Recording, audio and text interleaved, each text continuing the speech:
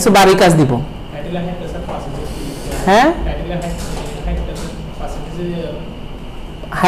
Height কখনো percentage হিসাব করেন না, নিচের দিকে নামানোর ব্যাপার স্যাপার। পার্সেন্টেজ নিচের দিকে তো অনেক দূর নামতে পারে, এদিকে চাপে, এদিকে না, চাপবে সবসময় এদিকে উইগে।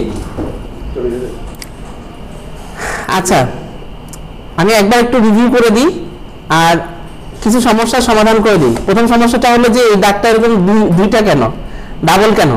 তো সিএসএস একটা করে দাগ দিতে পারে, তবে এইচটিএমএল পারে না সেটা বলিনি। তাহলে আমরা একটা ট্রাই করে দেখতে পারি। আসলে এটার স্পেসটার জন্য এরকম বড় দেখাচ্ছে, মানে সেলের স্পেসগুলোর জন্য এরকম বড় দেখাচ্ছে যে এখানে স্পেস আছে। আমরা যদি সেল স্পেসিং কমাতে পারি তাহলে হচ্ছে। তাহলে আমি একটা ট্রাই করে দেখি যে টেবিলকে বলি CELL SPACING, সেল স্পেসিং বলি 0, যেন কোনো সেলের স্পেসিং না থাকে। তাহলে আমরা দেখতে পারি যে এটার কি হলো, সেলের মধ্যে কোনো স্পেসিং এখন নাই। এর থেকে বেশি কিছু আর করা সম্ভব না। এটা হলো যে HTML এতটুকুই পারে। এখন কালার চেঞ্জ করতে বললে আমার দ্বারা আর সম্ভব না, CSS লাগবে, HTML পারবে না। এবার আসতেছি হলো যে এখানে আরেকটা ব্যাপার, সেটা হলো যে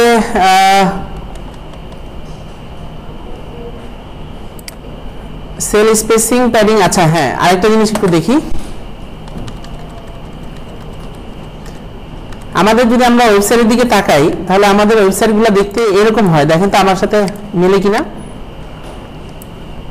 পুরো একটা ওয়েবসাইট ধরে নিচ্ছি, যেটার উপরে লেখা থাকে একটা টাইটেল, ওয়েলকাম, এরকম কিছু লেখা থাকে না বড় করে, ওয়েলকাম ইন মাই সাইট, এরকম আমরা লিখি সাধারণত। উপরে টাইটেল থাকে, তারপর একটা মেনুর বক্স থাকে এই পাশে ছোট করে, যেখানে লেখা থাকে হলো মেনু। এখানে মেনুগুলো থাকে। আর একটু ছোট করে রাখি।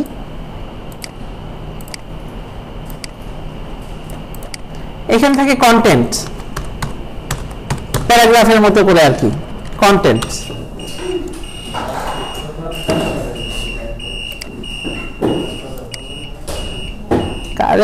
কারেন্ট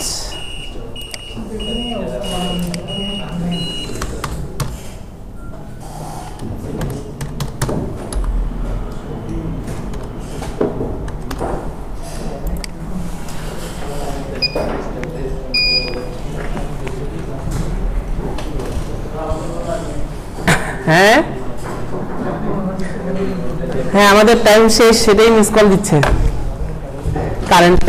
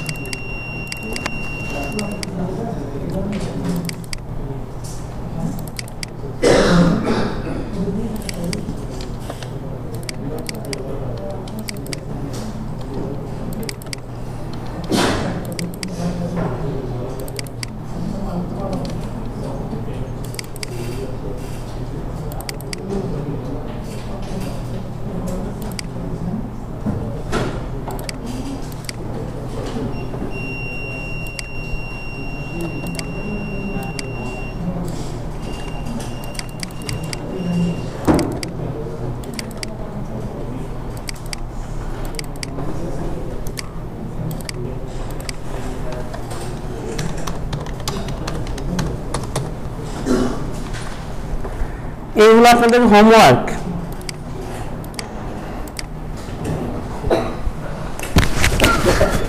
বাসায় বসে বসে ট্রাই করবেন। Thank you madam. আচ্ছা, হোমওয়ার্কের এগুলো একদিনে শেষ হবে না, সময় লাগবে। একদিনে হবে না, আস্তে আস্তে আস্তে আস্তে জানাবেন। আমি এইটা আঁকছিলাম কেবল, এই যে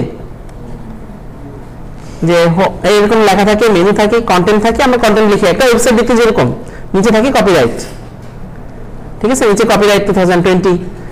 তো এটাই আঁকছি, দেখতে অনেকটা এটার মতোই হয়েছে, সেম।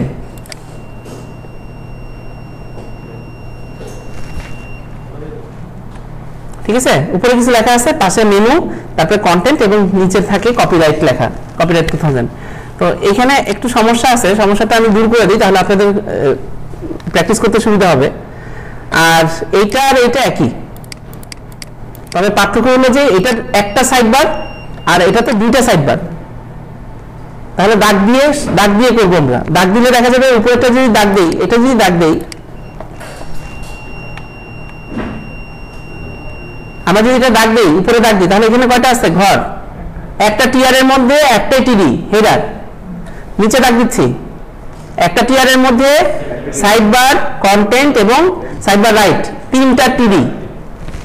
আর নিচে দাগ দিলে ফুটার একটা।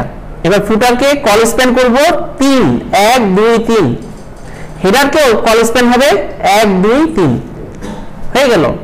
এবার এইটার মধ্যে এটা একটু জায়গা কম নিছে, এটা জায়গা কম নিছে, এটা বেশি নিছে, তো সেটা একটু দেখাই দিই তাহলে বুঝে যাবেন। আর এইচটিএমএল এর একটা বড় সমস্যা হলো এই যে কথাটা লিখছি কন্টেন্ট, এটা সাধারণত মাঝখানে চলে আসে, খেয়াল করে দেখছেন নিজে নিজে মাঝখানে চলে আসে, কিন্তু এটা থাকার কথাই কোনায়। তো আমরা একটু দেখে নিই এটা। আর বাকিগুলা ইজি আছে, একটু ধরে ধরে বসে বসে যদি করি বুঝে বুঝে তাহলে পারবো। ওই দাগ দিয়ে দিয়ে করবেন। এখানে 4টা আছে, এখানে দেখা যাচ্ছে নিচের দিকে নামছে, কয় ঘর নামছে দেখবো আমরা। তারপরে এখানে দাগ দিয়ে দিয়ে দেখবেন কয় ঘর নামছে। আচ্ছা, এইটা সব থেকে কঠিন হবে, এটা সবার লাস্টে ধরবেন। দেখতে সব থেকে ইজি, কিন্তু এটা সব থেকে কঠিন। এটা সবার লাস্টে ধরবো আমরা, শেষে, মানে সবগুলো শেষ করি, তারপরে এখানে এসে মাথা ঘামাবো কি সমস্যা হলো এটার। এটাও ইজি আছে, কালার চেঞ্জ করবো, বিজি কালার, গ্রে কালার দিলে গ্রে আসবে। তারপরে এটা একটু বুঝে বুঝে করবো, কারণ এখানে একটু ঝামেলার ব্যাপার আছে, কিন্তু যে এই জায়গায় উপরে নিচে 2 ঘর, এদিকে 2 ঘর, এদিকে আবার নিচে 2 ঘর, একটু দেখবা নিচের গুলা ইজি আছে, নিচে 4টা ঘর। এটা তো ওইটাই যেটাতে বলছিলাম যে সমস্যা আছে, সমস্যাটা লাল দাগ দিয়ে দেখাই দিছিলাম, যে ওই পাশে সমস্যাটা লাল দাগ দিয়ে দেখাই দেওয়া হয়েছে। এখানে একটা গ্যাঞ্জাম আছে এতটুকুর মধ্যে, বাকিটুকু পারবেন, ওইটুকুর মধ্যে একটা গ্যাঞ্জাম আছে। আর এটাও ইজি হওয়ার কথা। আর এরকম লাল রঙের দাগ আসার দরকার নাই, আপনাদের জাস্ট টেবিলটা হলেই হচ্ছে। বর্ডার নিয়ে চিন্তা করবেন না কেউ, বর্ডার সিএসএস পারবে, ওটা এখন দরকার নাই আমাদের। এটার বর্ডারের কালার নীল দরকার নাই, আপাতত জাস্ট টেবিলগুলো হয় কিনা দেখবেন। এখানেও তাই, টেবিলগুলো হয় কিনা। তাহলে আমি একটু আগে দিই, আমি এটার মতো একটা ট্রাই করি, এটার মতো। তাহলে উপরে একটা দাগ দিচ্ছি টিআর টিডি, তাহলে আমি টেবিল শুরু করতেছি, TABLE table, BORDER table, border সমান সমান 1, টিডি টেবিল শেষ, TABLE টেবিল শেষ। আমার একটা লিখলে 2টা যেন লেখা আসে, এই ব্যবস্থা করা যেতে পারে। এখানে টুলসে গিয়ে দেখি, সেটিংসে প্রিফারেন্সের মধ্যে অটো কম্পিটিশন একটা আছে, কমপ্লিশন মনে হয় এটা, এই যে HTML ক্লোজ, এটা ক্লোজ, এটা ক্লোজ, নিজে নিজে যেন আরেকটা শেষ হয়ে যায়। দেখি এবার শেষ হয় কিনা। টিডি শেষ করতেছে না, টিডি শেষ। তাহলে টিআর শুরু করতেছি, টিআর শেষ। টিডি কটা হবে? একটাই দেখতেছি, হলো welcome in my site, SITE। এটা H1 ছিল তাই না? কন্ট্রোল X, H1 শেষ, কন্ট্রোল V, কন্ট্রোল S। তাহলে প্রথমটা কাজ শেষ। দ্বিতীয়টা আবার ডাক দিচ্ছি, মেনু আর কন্টেন্ট কয়টা? 2টা। তাহলে টিআর এটা নিয়ে নেই, এখানে আরেকটা টিডি নিচ্ছি, এটা হবে মেনু আর এটা হবে কন্টেন্ট।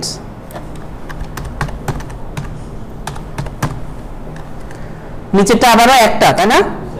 তাহলে এই যে আবারও নিচে নিয়ে নিচ্ছি একটা, যেটার মধ্যে লিখতেছি copyright, COPY copyright, RIGHT copyright 2020।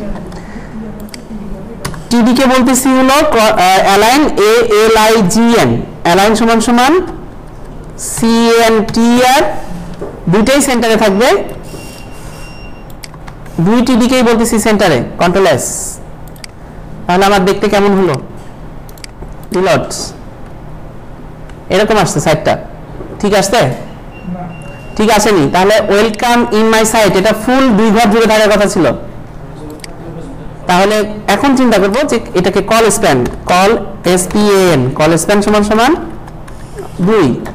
এইটাও তাই, ফুটার কল SPAN, কল স্প্যান সমান সমান 2। কেন 3 হবে এখানে? ঘর কয়টা?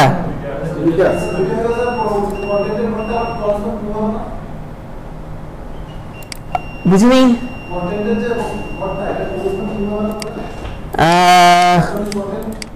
এই যে এটা এত বড় দেখতেছেন এই জন্য বলতেছেন না, এখানে 2 ঘর কোনোভাবেই নাই।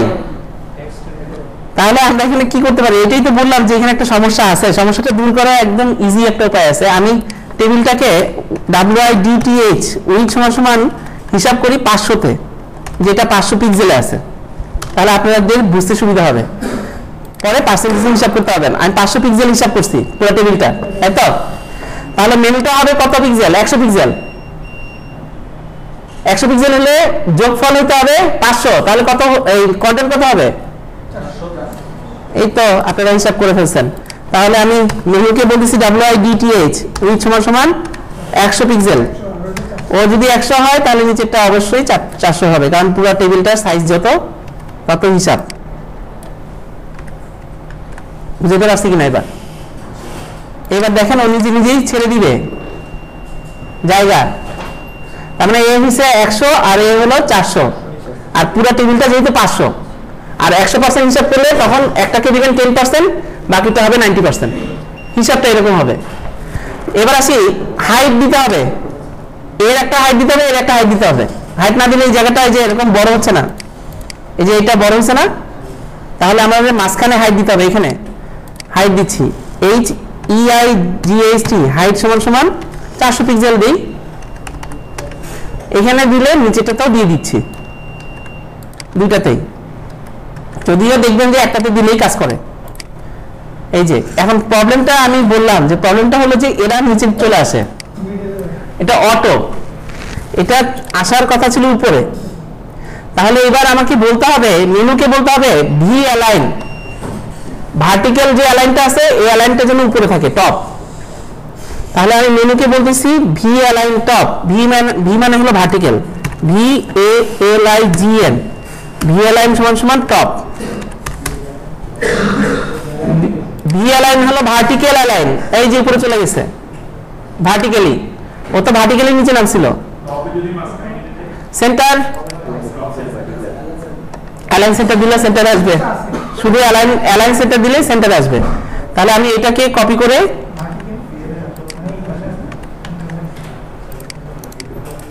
বুঝছি এবার। তাহলে দেখেন আমার ওয়েবসাইটের মতোই হয়েছে, শুধু এখন হিসাবটা যদি আমি করতাম কোনোভাবে পার্সেন্টেজে, তাহলে এটা হয়তো 100%, আর সেক্ষেত্রে এখানে হয়তো 10%, আর এটা হয়তো 90%। তখন এটা দেখতেন এমনিতেই ফুল স্ক্রিন জুড়ে চলে আসতো। তাহলে সেই ক্ষেত্রে হাইটটা আবার ঠিক করতে হতো। আচ্ছা, হাইটে দিয়ে ফেলছি।